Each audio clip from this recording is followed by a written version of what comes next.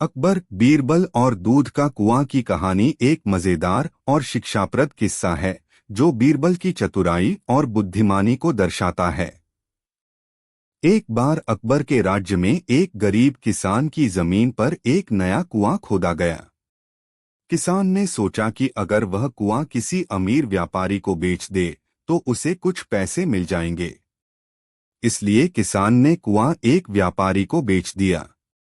कुछ दिनों बाद जब व्यापारी ने कुएं से पानी लेने की कोशिश की तो किसान ने उसे रोक दिया और कहा, मैंने तुम्हें केवल कुआं बेचा है, लेकिन पानी नहीं।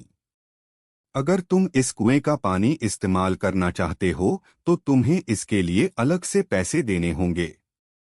व्यापारी को बहुत गुस्सा आया, लेकिन वह सीधे अकबर के दरबार में जाकर न्याय की गुहार लगाने लगा। अकबर ने यह मामला बीरबल को सौंपा और कहा, इसका हल निकालो। बीरबल ने किसान को दरबार में बुलवाया और उससे पूछा, क्या तुमने व्यापारी को कुआं बेचा है? किसान ने कहा, हाँ, मैंने कुआं बेचा है, लेकिन पानी नहीं। बीरबल ने मुस्कुराते हुए कहा, ठीक है, अगर तुमने केवल कुआं बेचा है और पानी नहीं, तो अब व्यापारी को यह अधिकार है कि वह तुम्हारे पानी को उस कुएं से निकाल दे या फिर तुम्हें अपना पानी वहां से हटाना होगा, क्योंकि कुआं अब व्यापारी का है। यह सुनकर किसान चौंक गया और उसे अपनी गलती का एहसास हुआ। वह घबरा गया और बोला, नहीं नहीं, मैं पानी के लिए कोई अलग से पैसे नहीं मांगूंगा। कुएं के साथ पानी भी अब व्यापारी का ही है। इस तरह बीरबल ने अपनी चतुराई से न्याय दिलाया और किसान की चालाकी को उजागर किया। अकबर और दरबार के सभी लोग बीरबल की इस बुद्धिमानी पर हंस पड़े और उसकी प्रशंसा की। सजग व्यापारी और गुमशुदा खजाना की कहानी अकबर और बीरबल की मजेदार और शिक्षाप्रद कहानियों में से एक है। एक दिन अकबर के दरबार में एक व्यापारी आया और उसने कहा, महाराज, मेरा खजाना चोरी हो गया है। मैं बहुत परेशान हूँ, कृपया मेरी मदद करें। अकबर ने तुरंत बीरबल को बुलाया और कहा, बीरबल, इस व्यापारी का खजाना चोरी हो गया है। तुम इसका पता लगाओ और इसे वापस दिलवाओ। बीरबल ने कुछ देर व्यापारी की बात सुनी और फिर अकबर से कहा, महाराज, मुझे कुछ समय चाहिए इस मामले को हल करने के लिए। बीरबल ने व्यापारी से पूछा, क्या तुम्हें किसी पर शक है? व्यापारी ने कुछ नाम बताए और कहा, ये लोग मेरे साथ काम करते थे, हो सकता है इनमें से किसी ने मेरा खजाना चुराया हो। बीरबल ने तुरंत सभी संदिग्धों को दरबार में बुलवाया। जब वे सभी दरबार में पहुंचे तो बीरबल ने सबको एक एक छड़ी दी और कहा, ये जादुई छड़ियां हैं। जिसने खजाना चुराया है उसकी छड़ी कल सुबह तक 1 इंच बढ़ जाएगी। सभी लोग छड़ी लेकर अपने अपने घर चले गए। चोर बहुत घबरा गया और सोचने लगा कि उसकी चोरी पकड़ी जाएगी। उसने सोचा कि अगर वह अपनी छड़ी को 1 इंच काट देगा तो कोई उसे चोर नहीं समझेगा। इसलिए उसने अपनी छड़ी को काट दिया। अगले दिन सभी दरबार में लौटे। बीरबल ने सभी की छड़ियां जांचीं और पाया कि एक आदमी की छड़ी छोटी थी। बीरबल ने तुरंत कहा, यही चोर है।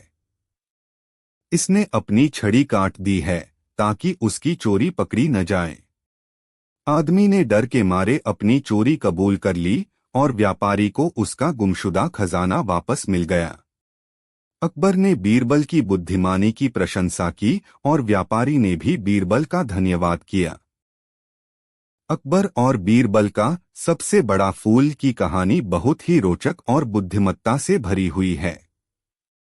एक दिन अकबर बादशाह अपने बगीचे में टहल रहे थे और उन्होंने कई सुंदर और बड़े फूलों को देखा। इससे प्रभावित होकर उन्होंने बीरबल से पूछा, बीरबल, तुम्हारे अनुसार दुनिया का सबसे बड़ा और सुंदर फूल कौन सा है? बीरबल ने मुस्कुराते हुए कहा, महाराज, दुनिया का सबसे बड़ा फूल वह है जो हर समय खिला रहता है और जिसकी खुशबू से पूरी दुनिया महकती है।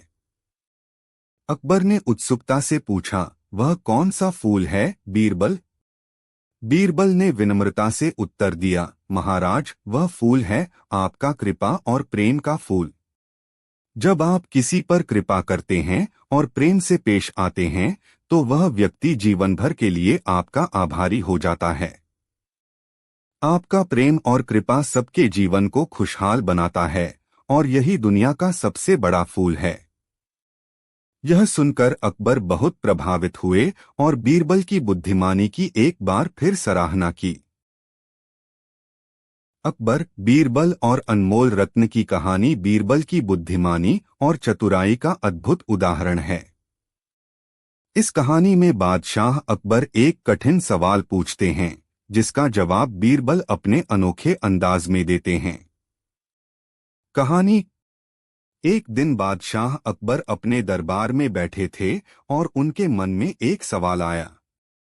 उन्होंने बीरबल से पूछा, बीरबल, इस पूरी दुनिया में सबसे अनमोल रत्न कौन सा है? अकबर के इस सवाल पर दरबार के सभी लोग सोच में पड़ गए। कुछ दरबारियों ने कहा कि हीरा सबसे अनमोल रत्न है, तो कुछ ने कहा कि पन्ना या माणिक सबसे अनमोल हैं। लेकिन अकबर को इन उत्तरों से संतोष नहीं हुआ। उन्होंने बीरबल से पूछा, बीरबल, तुम्हारी क्या राय है?